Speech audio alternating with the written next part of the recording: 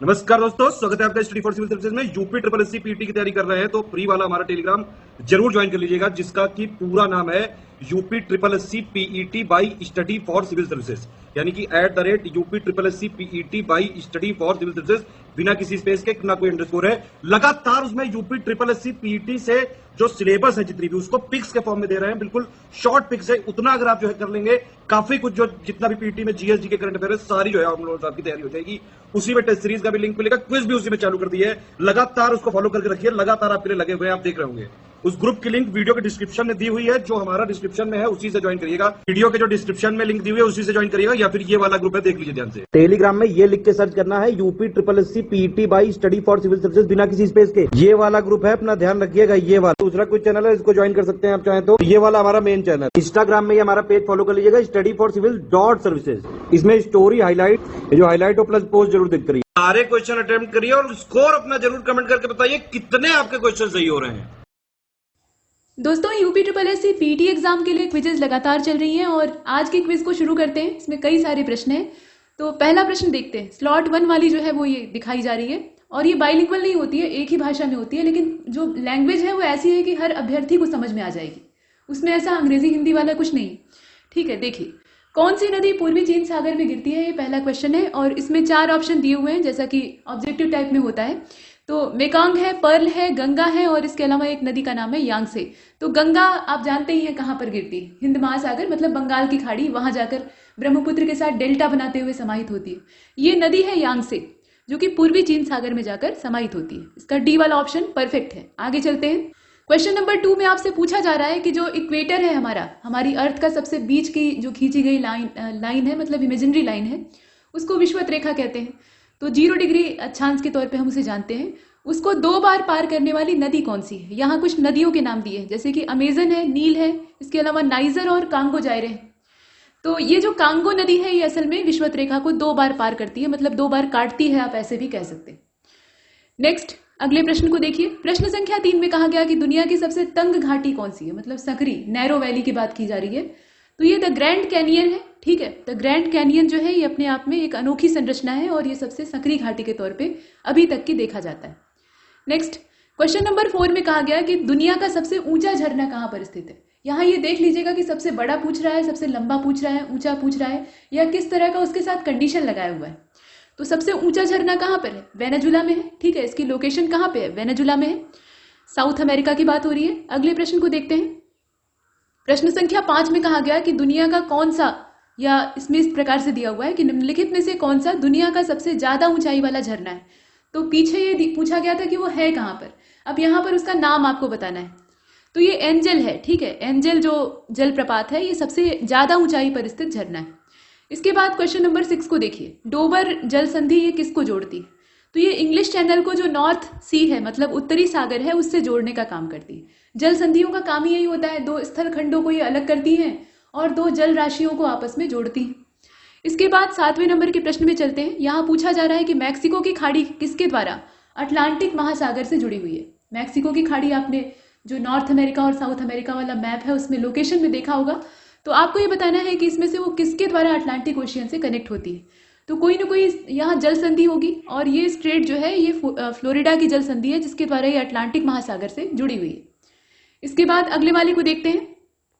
यहाँ आपसे पूछा गया क्वेश्चन यहाँ है कि यूरोप के उच्चतम पर्वत शिखरों में से माउंट एल्ब्रूस, मतलब जो उच्चतम पर्वत शिखर है उनमें से एक है माउंट एल्ब्रूस, इसकी लोकेशन कहाँ पे? रूस में है। ठीक है, इसकी लोकेशन कहाँ है? रूस में है। इसके बाद अगले प्रश्न को देखते हैं। प्रश्न संख्या 9 में आपसे कहा गया कि कौन सी पर्वत चोटी पृथ्वी के केंद्र से दूरतम बिंदु पर है, मतलब जो हमारी अर्थ का सेंटर है वहां से ये सबसे सुदूर बिंदु पर स्थित है।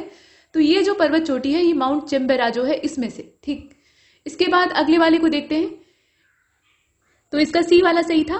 देखिए, प्रश्न संख्या 10 में आपसे पूछा गया कि निम्नलिखित में से कौन सा गैर एशियाई, मतलब एशिया महाद्वीप से बाहर का सबसे ऊंचा पर्वत शिखर है। एशिया में अगर आ जाएंगे तो यहाँ सबसे ऊंचे वाले हैं, लेकिन फिलहाल इसमें से आपको देखना है। तो एकांकागुआ पर्वत जो है ये अगर एशिया से बाहर देखें तो सबसे ऊंचे पर्वत शिखर के तौर पे देखा जाता है, यहाँ आपने देखा। इसके बाद आगे चले, 11वें को देखते हैं। विश्व की सबसे बड़ी पर्वत श्रृंखला कौन सी है? यहाँ आकार की बात की जा रही है, हाइट की बात नहीं की जा रही है। तो विश्व की सबसे बड़ी पर्वत श्रृंखला है एंडीज, आकार के हिसाब से, ऊंचाई के हिसाब से नहीं। इसके बाद 12वें नंबर के प्रश्न को देखिएगा, ड्रैकेंसबर्ग पर्वत जो है ये किस देश में स्थित है? तो ड्रैकेंसबर्ग की लोकेशन है साउथ अफ्रीका। ठीक, साउथ अफ्रीका मतलब अफ्रीका कॉन्टिनेंट है, उसमें साउथ अफ्रीका में ये लोकेट करता है।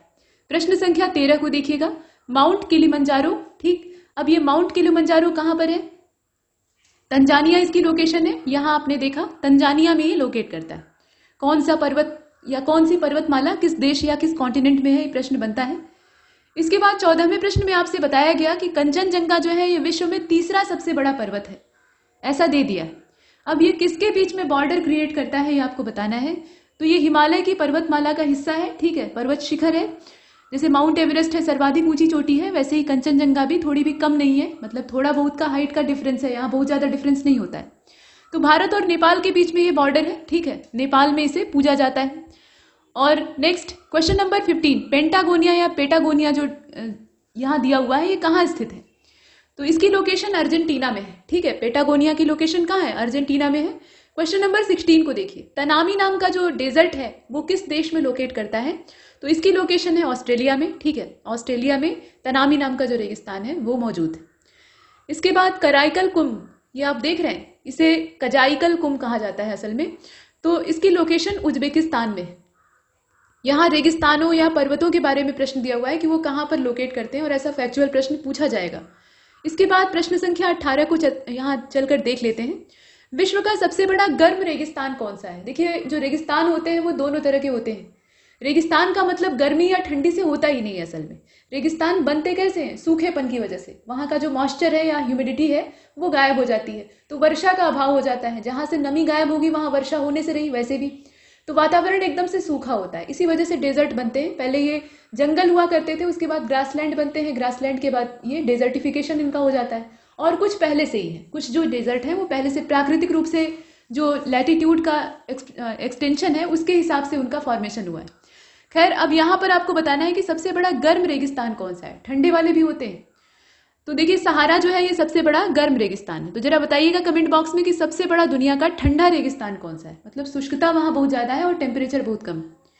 इसके बाद अगले प्रश्न को देखते हैं, 19वें को, मरुद्वीप का संबंध किससे है? तो मरु मतलब क्या? यहाँ मरुस्थल की बात हो रही है, आराम से आप पहुंचा सकते हैं, इसे गेस वर्क इसमें लगाना था। अगले वाले को देखते हैं, 20वें को, निम्नलिखित में से कौन सा देश आंशिक या पूर्ण रूप से सहारा रेगिस्तान में नहीं आता है? मतलब सहारा रेगिस्तान के कवर में वो शामिल नहीं है। नाइजीरिया उससे बाहर है, बाकी जितने आप देख रहे हैं वो सहारा के लपेटे में आ जाते हैं। अल्जीरिया भी है, लीबिया भी है, और मिस्र नहीं है बल्कि ये मिस्र है। ठीक है, इजिप्ट की बात हो रही। इसके बाद क्वेश्चन नंबर 21 को देखिएगा, सांता आना नाम की जो शुष्क हवा है, मतलब ये ड्राई वार्म विंड होती है, तो ये कहाँ पर बहती है? कैलिफोर्निया। इसकी लोकेशन आपने जो स्थानीय पौने हैं उनके नाम सुने होंगे, तो कैलिफोर्निया इसकी लोकेशन है, सांता आना की बात हो रही। इसके बाद क्वेश्चन नंबर 22 को देखिएगा, वह ऋतु जहां पर मतलब ऋतु के हिसाब से जो पेड़ है वो अपनी पत्तियां गिरा देते हैं, तो ये जो वनों का प्रकार होता है या वृक्षों का प्रकार होता है, इसको एक्चुअली क्या कहते हैं? पर्णपाती कहते हैं। पर्ण मतलब होता है पत्ता और पाती मतलब गिरा देना, पात मतलब होता है गिराना। ठीक है, यहाँ पत्तों को ये गिरा देते हैं। ऐसा वो ठंडी से बचने के लिए भी कर सकते हैं, और जब शुष्क मौसम आता है तो उस समय अपने जल को बचाने के लिए, मतलब पानी का स्टोरेज करने के लिए वो अपनी पत्तियों को गिरा देते हैं, क्योंकि जितनी ज्यादा पत्तियां रहेंगी उतना ही ज्यादा वहां से इवेपोरेशन होगा। इसके बाद क्वेश्चन नंबर 23 को देखते हैं। यहाँ कहा गया कि जापान का जो होन्शु नाम का द्वीप है वो किसके लिए फेमस है, किसके लिए प्रसिद्ध है, ये आपको बताना है। तो वो तेल के लिए प्रसिद्ध है। वहां से क्या प्राप्त होता है? तेल प्राप्त होता है। इसके अतिरिक्त वहां से जिंक और कॉपर की भी खदानें प्राप्त होती हैं, तो उन चीजों को भी आप ध्यान रखिएगा। तेल के लिए फेमस है। इसके बाद अगले प्रश्न को देखते हैं, अजरबैजान की राजधानी क्या है? तो ये विचित्र नाम है, और इसका जो राजधानी का नाम है वो और ज्यादा विचित्र है, बाकू। ठीक है, अजरबैजान की राजधानी बाकू है। इसके बाद आगे बढ़ते हैं, प्रश्न संख्या 25 को देखिएगा, वेनिस शहर, यहाँ तैरता हुआ शहर कहा जाता है। मतलब जो सड़कें हैं वो नहर की स्ट्रक्चर में होती हैं, लोग नाव से यातायात करते हैं, और बाजार भी नावों पर लगते हैं, मतलब तैरता हुआ शहर है पूरा, नहरों का शहर। तो नहर और पुलों से भरा हुआ है, आर पार जाने के लिए पुल होते हैं। ये किस देश में है? तो वेनिस कहाँ पे है? इसकी लोकेशन इटली में है, यूरोप का हिस्सा है, इटली में है। इसके बाद क्वेश्चन नंबर 26 की ओर चलते हैं, निम्नलिखित में से किस देश की समुद्री सीमा भूमध्य सागर से नहीं लगती है? मतलब वो भूमध्य सागर से नहीं लगा हुआ है। ये मैप बेस्ड क्वेश्चन है, अगर आप नक्शे पे इन्हें लोकेट कर लें तो आराम से याद हो जाएगा। देखिए, बेल्जियम की जो सीमा है वो समुद्री सीमा उसकी अगर देखी जाए तो भूमध्य सागर से, यानी जो मेडिटेरियन सी है उससे नहीं लगती। बाकी जितने हैं उनकी लगती है, तुर्की की भी, फ्रांस की भी और यूनान की भी। इसके बाद क्वेश्चन नंबर 27, निम्नलिखित में से कौन सा एक अल्पाइन देश है, जलवायु के हिसाब से अल्पाइन देश? तो यहाँ देखिए, पोलैंड दिया है, इटली दिया है, स्पेन है और यूनान है। इसमें से हो जाएगा इटली। इटली इसमें से अगर देखा जाए तो जलवायु के आधार पे एक अल्पाइन कंट्री है, इसे हमने देखा। क्वेश्चन नंबर 28 को देखिएगा, इसमें से कौन सा देश यूरोप महाद्वीप का हिस्सा है? तो यूरोप एक खिचड़ी कॉन्टिनेंट है, उसमें बहुत सारे वेराइटी की जो सभ्यताएं हैं वो पाई जाती हैं। हालांकि ये हर महाद्वीप के साथ होता है, लेकिन यूरोप के आकार को देखते हुए वहाँ भिन्नता ज़्यादा है। मतलब आप उसके उत्तरी पार्ट को देखेंगे तो पूरा स्कैंडिनेविया वो अलग ही तरह के लोगों का देश है। मतलब नॉर्डिक लोग वहाँ रहते हैं, उनके देवी देवता से लेकर खान पान रहन सहन सब कुछ अलग है। वैसे ही बाल्टिक और बाल्कन देश हैं, तो यहाँ जो विभिन्नता है वो नज़दीक नज़दीक में बहुत ज़्यादा है। इसमें से बुल्गारिया जो है वो यूरोपियन कंट्री है, बाकी जो है वो यूरोप के हिस्से नहीं है। इसके बाद आगे चलते हैं, प्रश्न संख्या 29 को देखिएगा, दुनिया का सबसे छोटा देश वेटिकन सिटी है, एक शहर के भी साइज का नहीं। इसके बाद नेक्स्ट क्वेश्चन नंबर 30, सर्वाधिक सीमाएं किस देश के पास है, मतलब पड़ोसी किसके पास सबसे ज्यादा है? तो चीन के पास है और चीन इनके साथ बहुत खराब रिलेशन रखता है। इसके बाद क्वेश्चन नंबर 31, या तो दादागिरी करके दबा देता है और नहीं तो झगड़ा करता है। जो दबने लायक है वो दब जाते हैं और भारत दबता नहीं है तो उससे झगड़ा होता है। इसके बाद देखिए, सर्वाधिक वार्षिक वर्षा कहाँ पर होती है? अमेजन में होगी, या जहां भी जो विषुवत रेखा के आसपास वाले एरिया होंगे वहां पर होगी। ठीक है, जैसे गंगा बेसिन है तो यहाँ तो मौसम के आधार पे होती है ना, जैसे मानसून आएगा तो बारिश होगी। अब हमेशा बारिश तो होती नहीं है, अमेजन में रोज बारिश होती है। इसके बाद क्वेश्चन नंबर 32 को देखिएगा, धुंध जो कि नमी के बड़े कणों से बनता है उसको क्या कहते हैं? कोहरा कहते हैं। जाड़े के मौसम में छा जाता है तो दिखना बंद हो जाता है, और इसमें अगर प्रदूषण मिल गया तो वो स्मॉग बन जाता है। इसके बाद question number 33, terminal Doppler radar. Doppler एक वैज्ञानिक का नाम था, उन्होंने एक इफेक्ट दिया था और वो काफी फेमस हुआ। उससे उन्होंने ये बताया कि आकाश गंगाएं हमसे दूर जा रही है, मतलब हमारा ब्रह्मांड फैल रहा है, लगातार उसमें विस्तार हो रहा है। लेकिन यहाँ पर ये रडार है, तो टर्मिनल डॉपलर रडार जो होता है ये किस लिए यूज किया जाता है? तो आमतौर पे हम इसका इस्तेमाल, वैसे तो कई सारे इसके अनुप्रयोग हैं, लेकिन खराब मौसम जब होता है तो उस समय एरोप्लेन को काफी दिक्कत होती है लैंड करने के लिए। वैसे उसके ऊपर खराब मौसम का असर नहीं पड़ता है क्योंकि वो ट्रोपोस्फियर में रहता ही नहीं है, वो तो स्ट्रेटोस्फियर की जो निचली लेयर होती है वहां पे उड़ान भरता है, इसीलिए उसकी ज्यादा ऊंचाई रखी गई। लेकिन उतरने के लिए उसको जमीन के पास आना पड़ेगा, मतलब क्षोभ मंडल में प्रवेश करना पड़ेगा, तो ऐसी कंडीशन में ये रडार काम आता है। इसके बाद क्वेश्चन नंबर 34 को देखते हैं, निम्बस। निम्बस एक क्लाउड का प्रकार है। अब यहाँ पूछा जा रहा है कि ये किस प्रकार के बादल होते हैं। बादलों की भी वैरायटी होती है, कुछ जो होते हैं वैसे ही खाली होते हैं, उनके अंदर पानी नहीं होता है, कपास के गोले की तरह टहलते रहते हैं। और कुछ जो है वो शैतान बरसाती बादल होते हैं, बिल्कुल काले काले। तो ये वर्षा मेघ होता है, जब आता है ना तो एकदम अंधेरा आसमान में छा जाता है, सूर्य की रोशनी को ये एकदम ढक लेता है और घनघोर वर्षा होती है, ये बिना वर्षा किए हिलता नहीं है। और मानसूनी सीजन में आप ऐसे बादलों को रोज ही लगभग देख सकते हैं। इसके बाद क्वेश्चन नंबर 35 की ओर चलते हैं, दुनिया के समय क्षेत्रों को, मतलब टाइम जोन बांटा गया है दुनिया में, क्योंकि देशांतर रेखाएं जो है उसमें टाइम का डिफरेंस आ जाता है। मतलब एक देश का समय दूसरे देश से मैच करे, या एक ही देश में अगर एरिया बड़ा है तो जो जगह है उनके समय में भिन्नता आ जाती है। ये सब प्राकृतिक नहीं है, ये सब हमारा मतलब इमेजिन किया हुआ है। तो इसमें आप बताइए कि कितने टाइम जोन में दुनिया को बांटा गया है? कुल मिलाकर 24 टाइम जोन है अभी तक, और ये समय सुविधा के हिसाब से घटाए और बढ़ाए जाते हैं, बढ़ाए ही जाते हैं, घटाने की जरूरत नहीं पड़ती है। जैसे भारत में देखिए 2 टाइम जोन की मांग है बहुत पहले से, चाय बागान टाइम जोन के बारे में आपने सुना होगा। मतलब अरुणाचल प्रदेश और गुजरात, यानी एकदम सबसे पूर्वी और सबसे पश्चिमी, उनके बीच में टाइम डिफरेंस काफी आ जाता है, तो ये समस्याएं होती हैं। इसके बाद 36 को देखते हैं। देखिए यहाँ कहा गया कि ग्रीनविच मीन टाइम से भारतीय मानक समय कितना आगे। जो प्रधान देशांतर रेखा है उसको ग्रीनविच मीन टाइम कहा जाता है, वो ग्रीनविच नाम के स्थान से गुजरता है, इसलिए इसका नाम रखा गया। तो उस मीन टाइम से जो भारतीय मानक समय है वो कितना आगे? ये 5 घंटा 30 मिनट आगे है, इसीलिए आप देखते हैं ना +5:30 GMT लिखा रहता है। तो GMT का मतलब क्या होता है? ग्रीनविच मीन टाइम में आप इतना जो है वो ऐड कर दीजिए। इसके बाद आगे चलते हैं, प्रश्न संख्या 37 को देखिएगा, जनसंख्या के आधार पर देशों की सूची में भारत की पोजीशन। इसमें आप खुद देख लीजिए क्या होगी, दूसरी, और जल्दी ही हम पहले बन जाएंगे क्योंकि चीन पहले ही कंट्रोल कर चुका है और हमसे कंट्रोल नहीं हो रहा है। पृथ्वी के उत्तरी गोलार्ध में रहने वाली कुल मानव आबादी का अनुमानित प्रतिशत क्या है? यहाँ तो बच्चों को भगवान का रूप मानते हैं, ठीक है, जितने आ जाए उतना बेहतर। देखिए उत्तरी गोलार्ध में रहने वाली जो कुल मानव आबादी है उसका अनुमानित प्रतिशत कितना है? तो आप ये समझ लीजिए कि जो हमारी अर्थ है उसमें 2 हमने हेमिस्फीयर बांट रखे हैं, एक नॉर्दर्न हेमिस्फीयर है, एक साउदर्न है। साउदर्न वाला जो पार्ट है उसमें वाटर बॉडी ज्यादा है, मतलब जल की अधिकता है, और लैंड एरिया बहुत नाम मात्र का है, कम है, ये आप देखकर भी समझ सकते हैं। और जो नॉर्दर्न हेमिस्फीयर है वो सघन पॉपुलेशन वाला एरिया है, क्योंकि वहाँ रहने के लिए ज़मीन है। तो पॉपुलेशन कहाँ रहेगी? ज़मीन पर रहेगी। वो पानी में मछली तो है नहीं। तो ऐसी कंडीशन में जितना ज़्यादा हो सके उतनी पॉपुलेशन को घुसाइएगा। तो लगभग 90% जो जनसंख्या है उसका संकेंद्रण उत्तरी गोलार्ध में, ठीक। सिर्फ 10% जो है वो बाकी दक्षिणी गोलार्ध में छिटपुट वितरित। अगले वाले को देखते हैं। तेज हवाओं के द्वारा किस प्रकार की मिट्टी उड़ जाती है और जमा हो जाती है? तो ये जो हवा के द्वारा अपरदन है ये बलुई मिट्टी के साथ होता है। रेत वैसे भी उड़ती है और जब मिट्टी में रेत मिली हुई है तो वो उड़ेगी। बाकी जो है वो इस प्रकार की नहीं होती है, इनमें चिपचिपापन होता है, ये एक स्थान पर जम कर रहती है। इसके बाद 40वें को देखते हैं। बलुई मिट्टी उपजाऊ भी होती है और उसका अपरदन भी ज्यादा होता है। टेरा रोजा का संबंध किससे है? तो ये लाल मिट्टी होती है, टेरा रोजा इसको कहा जाता है। अंगूर की खेती या जो संवर्धन करने की प्रक्रिया है उसको क्या कहते हैं? विटिकल्चर कहते हैं, ठीक। आगे चलते हैं। सौर परिवार का सबसे बड़ा ग्रह कौन सा है? तो हमारा जो सौर परिवार है मतलब सूर्य की फैमिली, उसमें सबसे बड़ा ग्रह है बृहस्पति यानी जुपिटर अभी तक का। और बृहस्पति इतना बड़ा ग्रह है, मतलब इतने बड़े आकार का है कि वो बाकी ग्रहों के द्रव्यमान को कवर किए हुए है। और यही कारण है कि हमारे सौर मंडल में जीवन की उपस्थिति बहुत कम देखी जाती है। इसके पीछे बृहस्पति भी जिम्मेदार है। पृथ्वी सरीखे जो ग्रह हैं, आपने गोल्डीलॉक्स जोन के बारे में पढ़ा होगा। ये एक वैसा सेफ जोन होता है जहां जीवन के लिए अनुकूल परिस्थितियां पाई जाती हैं, ठीक है। तो पृथ्वी उसी गोल्डीलॉक्स जोन में आता है, लेकिन ऐसे और प्लेनेट या ऐसे और जो पिंड हैं वो हमें नहीं मिल रहे हैं। तो इसके पीछे एक जिम्मेदार रीजन है जुपिटर, ठीक। आगे चलते हैं, और भी कई कारण हैं। प्रश्न संख्या 43 में कहा गया कि सौरमंडल की उत्पत्ति से संबंधित इसमें से कौन सा सिद्धांत सही ढंग से मेल खाता है, बाकी सभी गलत है। तो इसका बी वाला सही है, बाकी जितने हैं वो गलत है। कांट की नेबुलर हाइपोथेसिस आपने पढ़ी होगी, यहाँ आर्किमिडीज के जिम में उसको मढ़ दिया गया है तो गलत हो गया है। जो ज्वारीय परिकल्पना है मतलब टाइडल हाइपोथेसिस है, वो जेम्स जीन और हेनरी जेफरीज की थी। मतलब इनका ये कहना था कि जो हमारा सन था उस पर ज्वार जैसी परिस्थितियां उत्पन्न होती हैं और उससे फिलामेंट अलग हो जाते हैं और बाद में वो सन के चारों ओर उसके जो ग्रेविटी है उसमें फंसकर रोटेट करने लगते हैं और परिणाम ये होता है कि वो प्लैनेट्स बन जाते हैं, मतलब सेलेस्टियल बॉडी बन जाते हैं। तो ये पूरा सोलर सिस्टम जनरेट होता है। इसी प्रकार से गैसियस हाइपोथेसिस का भी यहाँ गलत दिया है और जो ग्रहीय परिकल्पना है वो कॉन्ट के जिम्मे कर दिया है। तो इसका सही कौन सा है? सिर्फ बी वाला।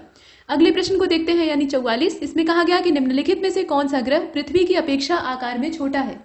तो आप जरा देखिए, यहाँ पर जितने और ग्रह हैं वो सभी जोवियन प्लैनेट्स हैं, यानी बाहरी ग्रह हैं जो कि पृथ्वी सरीखे नहीं होते हैं। इनका आकार बड़ा होता है, द्रव्यमान ज्यादा होता है, लेकिन इनके अंदर डेंसिटी का अभाव होता है।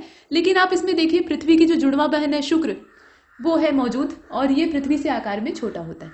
इसके बाद आगे चलते हैं, थोड़ा सा छोटा है।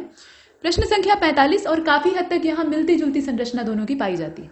तो अगला अभियान भारत का जो है वो शुक्र के लिए है। निम्नलिखित जो विकल्प है उसमें से सही ढंग से ग्रहों के आकार के अवरोही क्रम को कौन सा दर्शाता है? देखिए अवरोही क्रम यानी जो डिसेंडिंग ऑर्डर होता है उसमें सबसे बड़े साइज को पहले रखेंगे और जो सबसे छोटा साइज है उसको सबसे बाद में रखेंगे। तो यहाँ आप देख सकते हैं सबसे सही कॉम्बिनेशन जो है ना वो यहाँ पर है। देखिए ये सी वाला, यूरेनस, पृथ्वी, मंगल और बुध। आप सोच रहे होंगे कि ये वाला क्यों नहीं है। देखिए ये इसलिए नहीं है क्योंकि यूरेनस से बड़ा तो शनि है, ठीक। बृहस्पति के बाद दूसरा सबसे बड़ा आकार प्रकार में शनि है, सैटर्न मतलब सैटर्न। तो इसमें आप देख लीजिए, इसका इधर होना चाहिए था, इसका इधर होना चाहिए था, तब क्रम सही रहता, लेकिन ये हुआ नहीं। तो यहाँ यूरेनस, पृथ्वी, मंगल और बुध। अब यूरेनस जो है वो जोवियन है, बाकी जो है वो सेलेस्टियल है। आगे चलते, सी वाला इसका सही था। प्रश्न संख्या 46 को देखिएगा। सूर्य का दीप्तिमान आमुख जो होता है, मतलब प्रकाशमान जो उसका चेहरा होता है जिसे कि हम देख पाते हैं, खुली आंखों से देख पाते हैं, तो उसे क्या कहते हैं? प्रकाश मंडल कहेंगे और क्या कहेंगे? प्रकाश उससे निकल रहा है तो सीधी बात है उसको जोड़ दीजिए प्रकाश मंडल।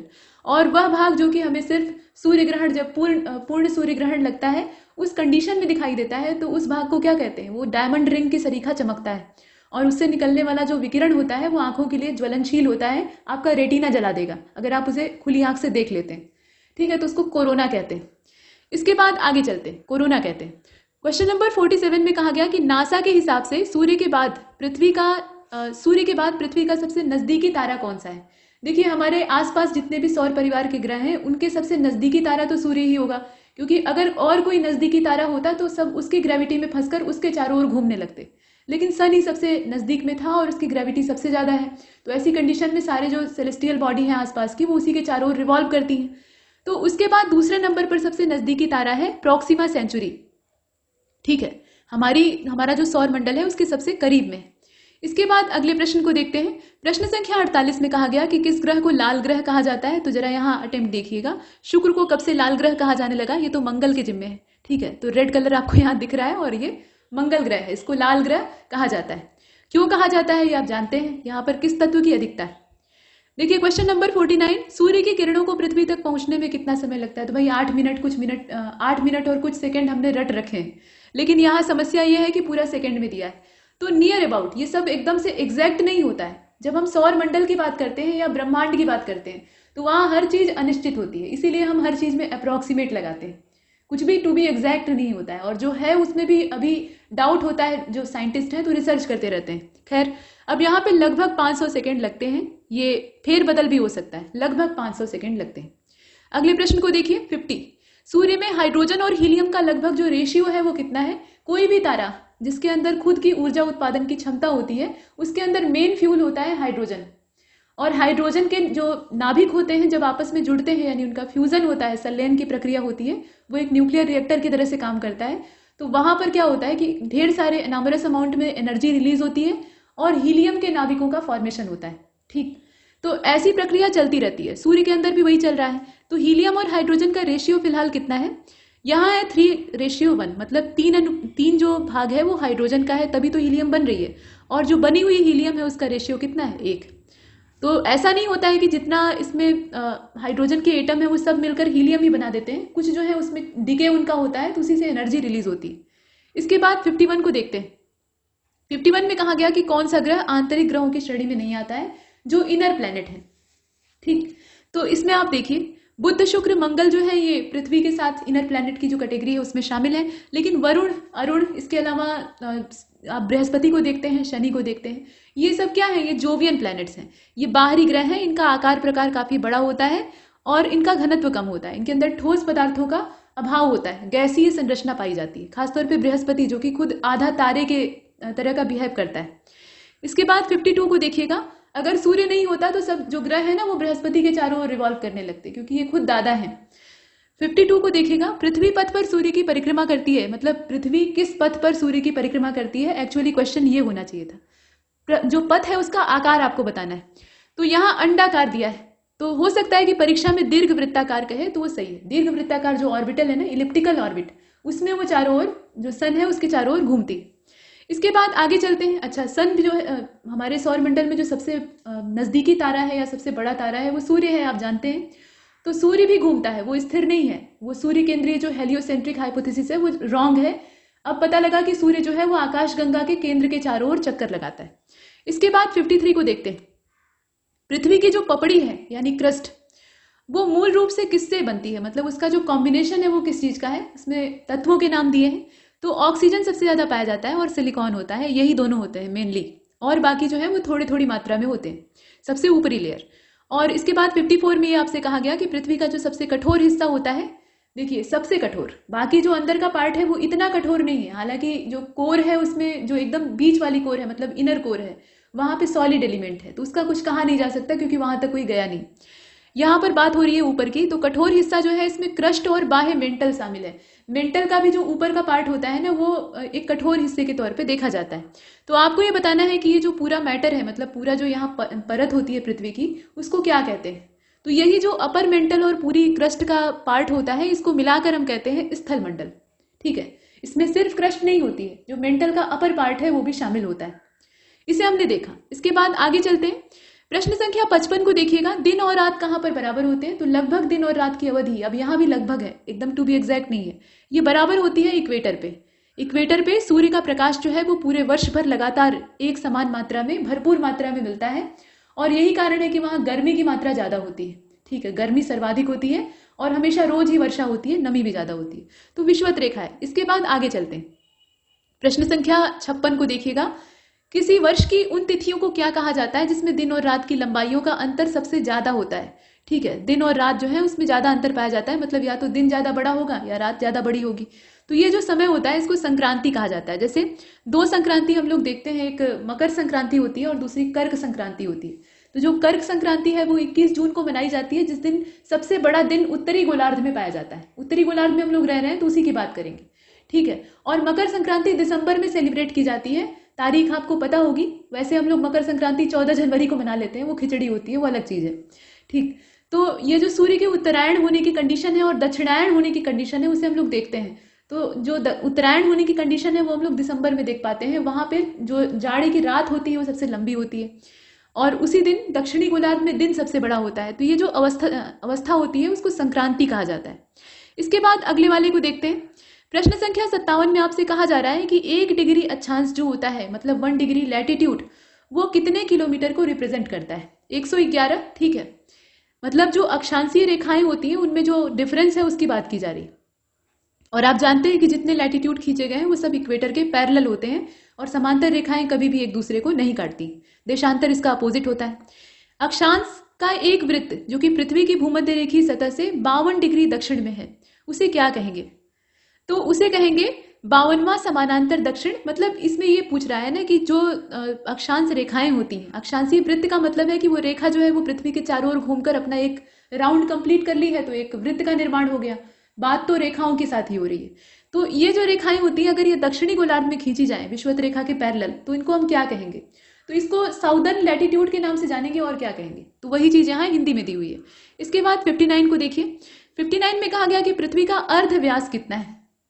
पृथ्वी का अर्ध व्यास कितना है? और नीचे आप एक क्वेश्चन देखेंगे कि पृथ्वी का विषुवतीय व्यास कितना है। तो विषुवतीय व्यास पहले देख लेते हैं क्योंकि अर्ध व्यास तभी निकल पाएगा।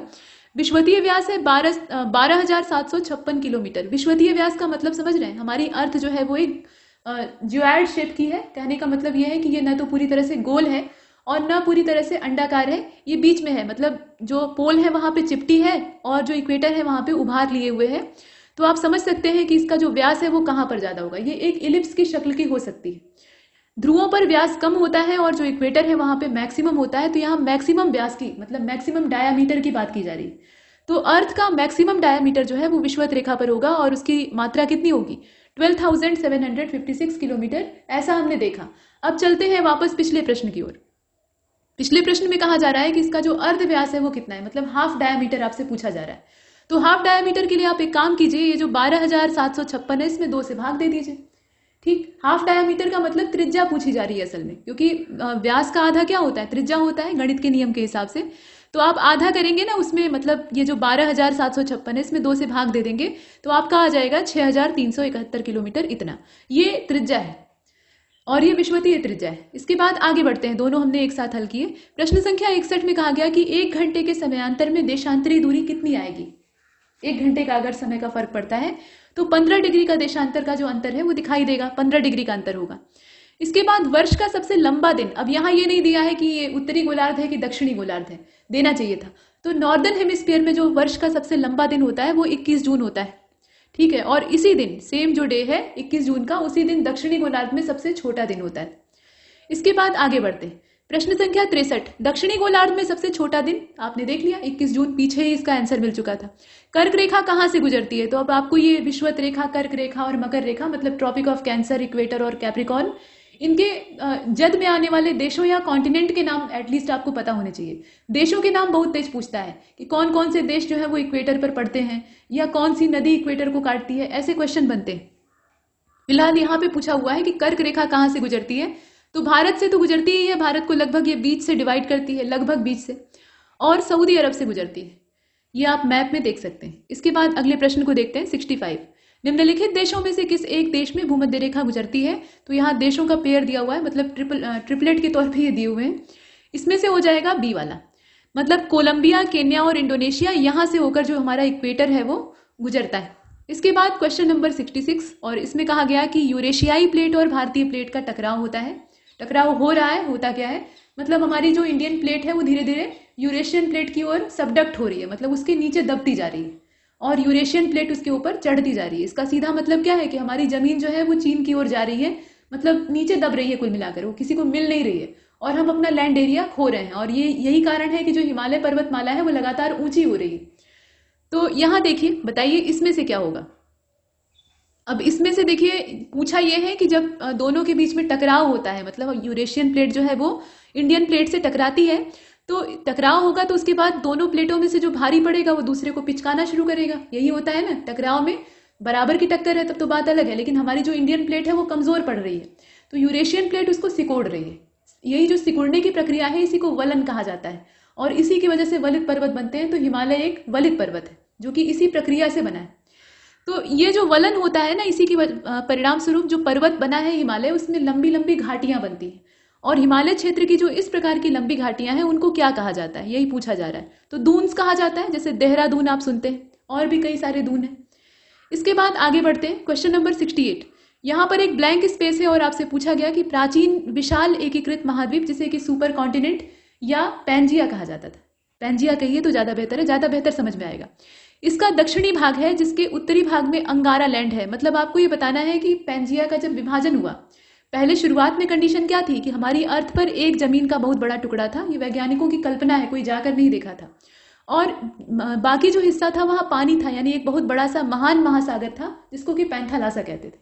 समय के साथ टेक्टोनिक मूवमेंट शुरू होते हैं और ये जो पैंजिया है इसमें विखंडन शुरू हो जाता है, मतलब ये डिवाइड होने लगता है।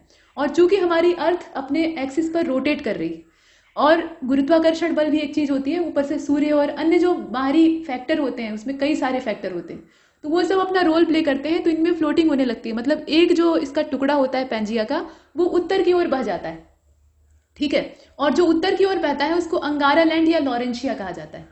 और एक हिस्सा ऐसा होता है जो कि दक्षिण की ओर बह जाता है, इसको गोंडवाना लैंड कहा जाता है। तो हमारा जो भारतीय सब कॉन्टिनेंट है वो असल में गोंडवाना लैंड का ही पार्ट है, इसमें और भी महाद्वीप आते हैं। तो यहाँ आपको यही बताना था कि जो सुपर कॉन्टिनेंट पैंजिया का डिवीजन होता है, उसका दक्षिणी भाग जो कि दक्षिण की ओर बह गया, उसको कहा जाता है, क्या कहा जाता है? उत्तर वाले का तो नाम यहाँ बता दिया है, तो उसको गोंडवाना भूमि कहा जाता है, अभी आपने सुना भी है, गोंडवाना लैंड कहा जाता है। इसके बाद आगे चलते हैं। अच्छा, टेथिस सागर यहाँ जो दिया है, अभी पीछे हमने हिमालय की चर्चा की है, तो जो हमारी इंडियन प्लेट है वो यूरेशियन प्लेट के नीचे जब सबडक्ट हो रही है, ये प्रक्रिया काफी समय से चल रही है। पहले क्या था, ये दोनों प्लेटें एक दूसरे से दूर थी, टेक्टोनिक मूवमेंट लगातार चलते हैं, तो इसी का परिणाम होता है कि ये दोनों प्लेटें एक दूसरे से टकराने लगी। बीच में एक उथला सागर पहले हुआ करता था, और वही जो उथला समुद्र था उसी को टेथिस सागर कहा जाता था।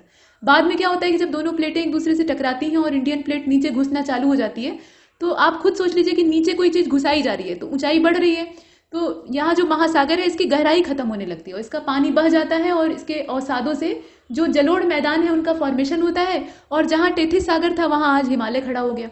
इस प्रकार से हमने देखा। इसके बाद आगे चलते हैं, क्वेश्चन नंबर 69 को देखिएगा। यहाँ कहा जा रहा है कि यूरोप का प्रमुख मछुआही क्षेत्र, मछुआई क्षेत्र का मतलब है मत्स्यन यहाँ बहुत तेज होता है, तो डॉगर बैंक इसको कहा जाता है। ये है कहाँ पर? डॉगर बैंक की लोकेशन नॉर्थ सी में है, उत्तरी सागर में है, यहाँ आप देखकर समझ सकते हैं, ठीक है। यूरोप का ये एक प्रमुख मत्स्यन का क्षेत्र है। इसके बाद देखिए, अंतर्राष्ट्रीय चावल अनुसंधान संस्थान कहाँ पे है? तो मनीला में है। इसकी लोकेशन कहाँ पे है? मनीला में। नेक्स्ट, असंगत मिलान आपको खोजना है, तो यहाँ मिलान के तौर पे आप पहले देखें, मतलब जो गलत है उसकी तलाश करनी थी। दुनिया का सबसे बड़ा प्राणी अभी तक का खोजा गया ब्लू व्हेल है, ठीक है। डायनासोर जिंदा होते तो शायद कुछ और मैटर होता, लेकिन ऐसा है नहीं, तो अभी जीवित प्राणियों की बात की जा रही है। ब्लू व्हेल उसमें सबसे बड़ा है। और दुनिया में सबसे बड़ा जो डेल्टा है वो सुंदरबन का डेल्टा है, गंगा और ब्रह्मपुत्र के मेल से बनता है। और ये कहा गया है कि दुनिया की सबसे गहरी झील जो है वो सुपीरियर झील है। उसके बाद कहा गया कि दुनिया का सबसे बड़ा डेजर्ट जो है वो सहारा है, तो सब तो सही है, लेकिन गहरी झील कौन है? बैकाल है, यहाँ पे सुपीरियर दिया हुआ है, इस वजह से ये गलत है। इसके बाद अगले वाले को देखते हैं। देखिए, अगले प्रश्न में आपसे कहा गया कि पटाखा, ये दिवाली पर छोड़े जाने वाले क्रैकर्स, मतलब पटाखे नहीं है, ये पटाखा है, तो ये किस देश की मुद्रा है? असल में ये करेंसी का नाम है, तो ये करेंसी है मकाऊ की। जितना विचित्र देश का नाम है उतनी ही विचित्र मुद्रा का नाम है, तो आराम से याद हो जाएगा, पटाखा मकाऊ, ठीक है। इसके बाद अगले वाले को देखते हैं, क्वेश्चन नंबर 73। हिंद महासागर के सबसे गहरे बिंदु के तौर पे किसे जाना जाता है? तो जो सुंडा गर्त है उसको जाना जाता है। ट्रेंच का मतलब क्या होता है? गड्ढा, जो कि महासागर के अंदर है। महासागर खुद ही गड्ढे हैं, मतलब गहरे गहरे गड्ढे ही तो हैं, तभी पानी भरा है, लेकिन उसमें भी कुछ जगहें ऐसी होती हैं जो बहुत ज्यादा गहरी होती है। जैसे पैसिफिक ओशियन में आप जाएंगे तो वहां मैरियाना ट्रेंच है, और भी कई सारे हैं, लेकिन वो सबसे गहरा है, तो वो गड्ढा ही तो है, ज्यादा गहरा स्थान। वहां पे क्रस्ट पतली होती है, मेंटल नजदीक होता है। तो सुंडा ट्रेंच जो है ये हिंद महासागर की सबसे गहरी जगह है। अगले वाले को देखते हैं। अगले वाले में कहा गया 74 में कि प्रसिद्ध जावा ट्रेंच नाम का जो सबसे गहरा स्थान है ये कहाँ पर, मतलब किस महासागर में स्थित है? तो वही सुंडा और जावा ट्रेंच की बात हो रही है, एक ही बात है, हिंद महासागर इसकी लोकेशन है। इसके बाद चंद्रमा का आकार पृथ्वी के आकार का लगभग है, कितना है ये आपको बताना है।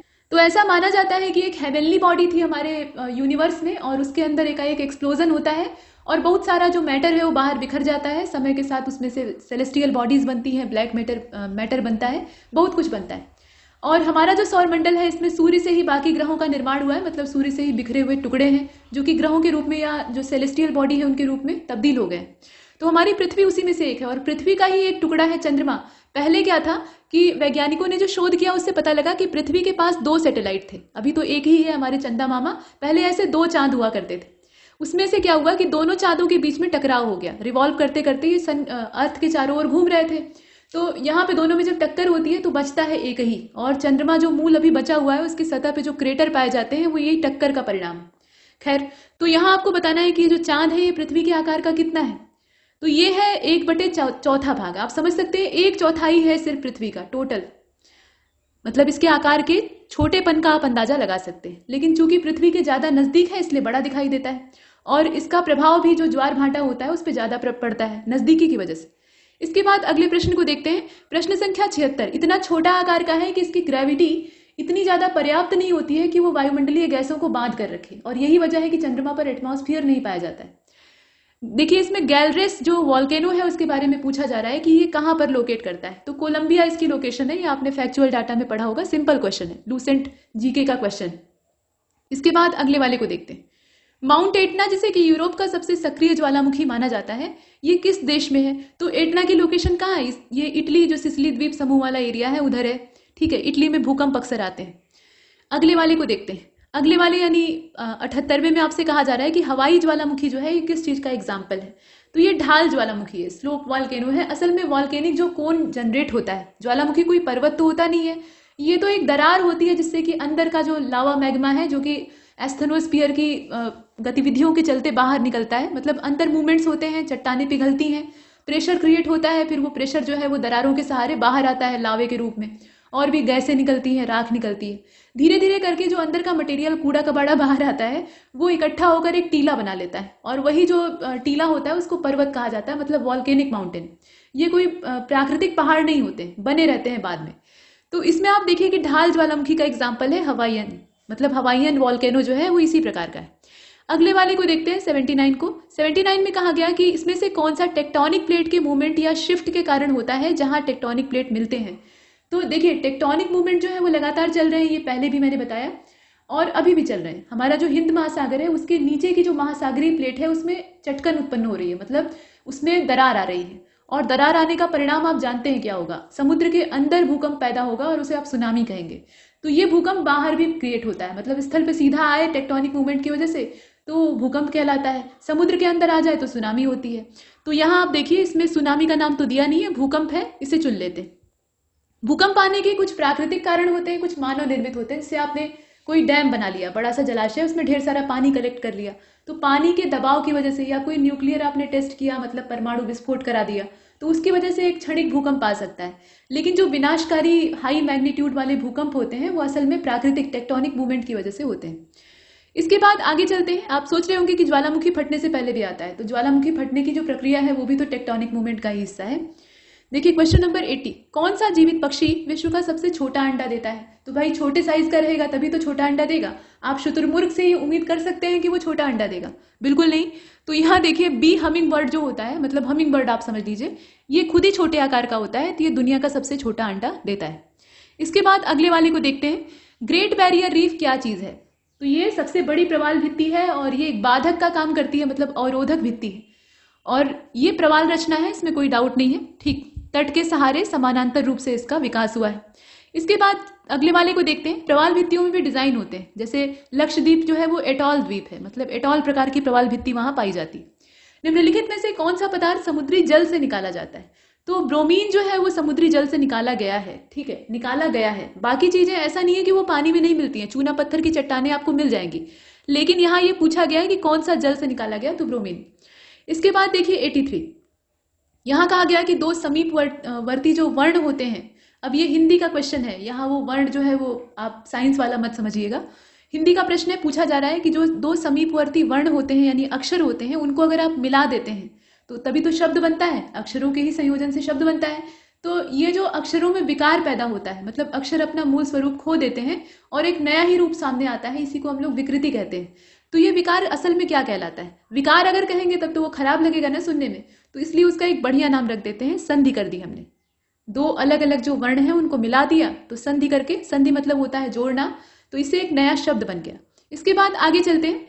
देखिए प्रश्न संख्या 84 में जब संधि की बात हो रही है तो यहाँ वैरायटी पूछा है कि कौन सा एक संधि का प्रकार नहीं है। 3 प्रकार की मोटे तौर पे होती है, ठीक है। संधि जो है वो 3 प्रकार की मोटे तौर पे होती है। तो स्वर संधि, व्यंजन संधि और विसर्ग संधि आपने पढ़ा है, लेकिन अनुस्वार संधि कोई संधि नहीं होती है, ठीक है। तो अनुस्वार संधि जो है वो इसमें प्रकार नहीं है, बाकी 3 है। इसके बाद 85 को देखते हैं, संधि कितने प्रकार की होती है। 3 आपने ऊपर देख लिया है, बताने की जरूरत नहीं। स्वर संधि कितने प्रकार की होती है, यहां देखिए संधि कितने प्रकार की होती है, ये पूछा है ना, तो 3 प्रकार की है। अब यहां पूछ रहा है कि स्वर संधि के कितने प्रकार होते हैं। वैसे तो मोटे प्रकार हमने 3 देखे, लेकिन जो 3 संधियां आप देख रहे हैं, स्वर, व्यंजन और विसर्ग, उनके अंदर भी शाखाएं होती हैं। तो स्वर संधि के 5 प्रकार होते हैं, ठीक। इसके बाद आगे चलते हैं, अगले प्रश्न को देखते हैं। रत्नाकर का संधि विच्छेद होगा। रत्नाकर एक शब्द है और रत्नाकर किसको कहा जाता है, ये हिंद महासागर को कहा जाता है, क्योंकि जब समुद्र मंथन हुआ था वो समुद्र मंथन की घटना हिंद महासागर में ही हुई थी और इसे मथ कर इससे रत्न निकाले गए थे। 14 रत्न यहां से प्राप्त किए गए थे। तो रत्न प्लस आकर, ठीक है। रत्न का भंडार, आकर मतलब क्या होता है, खजाना या आगार या घर आप कह सकते हैं, भंडार कह सकते हैं। और रत्न मतलब जो प्रीशियस स्टोन होते हैं या मूल्यवान वस्तुएं होती हैं उनको कहा जाता है। इसके बाद आगे चलते हैं। यहां आप देख सकते हैं कि ये संधि कौन सी है, रत्न, अ है यहाँ पे, और उसके साथ आ जो है वो जुड़ रहा है, तो दोनों मिलकर अ और आ का समायोजन हो रहा है, तो अंत में जो फाइनल इसका रिजल्ट होगा वो क्या होगा, आ हो जाएगा। तो ये दीर्घ संधि है। इसके बाद अगले वाले को देखते हैं, क्वेश्चन नंबर 88। निम्नलिखित में से स्वर संधि की पहचान कीजिए। तो देखिए सदगति, दिग्दर्शन और उज्ज्वल, ये स्वर संधि नहीं है, लेकिन पुस्तकालय ये सिंपल मालूम हो रहा है, स्वर संधि में ये आता है, मतलब पुस्तक प्लस आलय, ठीक। इसके बाद अगले वाले को देखते हैं, संख्या गमन। अब ये जो शब्द है ना, यहाँ पे असल में संख्या गमन नहीं होना चाहिए था, ये होना चाहिए था सख्या गमन, कुछ इस प्रकार से होना चाहिए था। इसे आप ख समझिएगा, सख्या गमन, ठीक है। तो संख्या गमन लिखेंगे तो अर्थ ही बदल जाएगा, संख्याओं का आना जाना, लेकिन ये सख्या गमन है। तो अब इसका आपको विच्छेद करना है, तो ये इसका जो सही उत्तर है वो ये वाला हो जाएगा, ये वाला, ठीक है। सखी प्लस आगमन, ठीक। सखी प्लस आगमन मतलब सखियों का आगमन। सख्या गमन का मतलब क्या है, सखियों का आगमन, उसी को आपने जोड़ दिया इस प्रकार से। यहां पे ये संख्या नहीं होगा, ठीक, ऐसा होगा। आगे चलते हैं, प्रश्न संख्या 90 को देखिएगा, अभि प्लस उदय, अभ्युदय होता है और क्या होगा। इसके बाद देखिए यहां पर असंगत विलोम युग्म आपको चुनना था, तो जो गलत है उसका चुनाव करना है। घात का प्रतिघात होता है, प्रसारण का मतलब फैलाने का सिकुड़ना होता है, खग का मृग होता है, हालांकि बहुत ज्यादा ये सही सटीक नहीं बैठता है, ठीक। खग जो है वो आकाशचर होते हैं, तो उनका स्थलचर कोई भी जीव हो सकता है। फिलहाल शाश्वत और सदैव दोनों का अर्थ एक ही है, हमेशा रहने वाला, ठीक, जो कभी भी नष्ट ना हो या कभी भी रुके ना। तो यहाँ दोनों समानार्थी है, पर्यायवाची हो सकते हैं, विलोम कहाँ से हो जाएंगे, तो ये वाला हो गया। इसके बाद 92 नंबर का जो प्रश्न है उसको देखिएगा। यहाँ भी आपको गलत जो विलोम युग्म है उसकी तलाश करनी है। यहाँ अशुद्ध विलोम युग्म दिया है, तो देखिए ऐहिक और लौकिक बाकी जितने हैं ना वो सही है। कर्कश का मधुर होगा, कर्कश मतलब कड़वा, मधुर मतलब मीठा। ऐश्वर्य का अनैश्वर्य हो जाएगा। ऋजु मतलब होता है सीधा, वक्र मतलब टेढ़ा। लेकिन ऐहिक और लौकिक दोनों का मतलब होता है सांसारिक, जो कि संसार, इस पृथ्वी से जुड़ा हुआ। तो ऐहिक का क्या हो जाएगा, पारलौकिक आप लिख सकते थे, काम सही हो जाता, लेकिन ऐसा है नहीं। इसके बाद 93 को देखिए, अध, अध मतलब आधा, तो इसका क्या हो जाएगा, पूरा, सिंपल है इसका पहला वाला। इसके बाद देखिए उचित विलोम शब्द जो है उसका चयन आपको करना है अर्वाचीन के लिए। तो अर्वाचीन और नवीन दोनों एक ही शब्द है। अर्वाचीन थोड़ा और उसको बेहतरीन बना दिया गया है। ये असल में उत्तर प्रदेश लोक सेवा आयोग के द्वारा आविष्कार किया हुआ शब्द है। तो आप इसमें से देखकर बताइए इसका विलोम क्या होगा। प्राचीन होगा, नवीन का जो विलोम होता है वही अर्वाचीन का हो जाएगा। इसके बाद अगले वाले को देखते हैं, बर्बर का विलोम शब्द। कुछ जो शब्द होते हैं ना उनको उत्तर प्रदेश लोक सेवा आयोग स्वयं इजाद करता है, जैसे कि दनामोल। अब इसके बाद देखिए बर्बर का विलोम शब्द क्या है, सभ्य होगा। बर्बर मतलब होता है जिसके अंदर दया की मात्रा न हो और कोई शिष्टाचार न हो, तो उसका हो जाएगा सभ्य। इसके बाद अगले वाले को देखते हैं, यहां कहा गया कि आविर्भाव का सही विपरीतार्थक आपको चुनना है। तो आविर्भाव मतलब क्या होता है, किसी चीज का उद्गम। तो तिरोभाव मतलब समापन। इसके बाद 97 की ओर चलते हैं, उन्मूलन का क्या इसमें विपरीत अर्थ हो जाएगा, मतलब विपरीत शब्द हो जाएगा। तो उन्मूलन मतलब होता है मूल को उखाड़ना, यानी जड़ से उखाड़ देना। किसी पौधे को आप जड़ से उखाड़ें तो उसको कहेंगे उन्मूलन। वैसे ही किसी बुराई का उन्मूलन होता है, सती प्रथा का उन्मूलन हो गया, मतलब उसको जड़ से उखाड़कर खत्म कर दिया गया। तो उसका विलोम क्या होगा, रोपण, मतलब उसे हम रोप रहे हैं यानी लगा रहे हैं, तो डी वाला सही है। इसके बाद उद्धत दिया है, तो उद्धत मतलब होता है चंचल, अक्खड़, जो कि एकदम से हमेशा लड़ने भिड़ने और बढ़ बढ़ कर बात करने के लिए तैयार रहे, उसमें जरा भी विनम्रता नहीं हो।